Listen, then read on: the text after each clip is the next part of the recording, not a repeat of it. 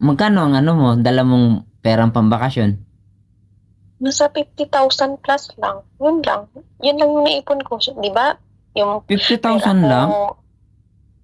hindi mo alam na every month nagpapadala ako sa'yo. Yan lang yung naipon ko, Eh, 50,000. sana abot yung 50,000 pambakasyon mo. Di ba? Pagdating mo, syempre, mag-check-in tayo, mag-hotel tayo.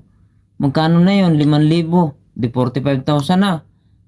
Yung pamasahe pa papunta sa atin, Hindi ka happy na 5,000. hindi ka happy na nagbakasyon ako? Happy ka sana, hindi na Eh, saan, yung pirang dala yung hanap mo. saan nga aabot yan? Huwag ka na munang Pasalamat ka nga, magbakasyon.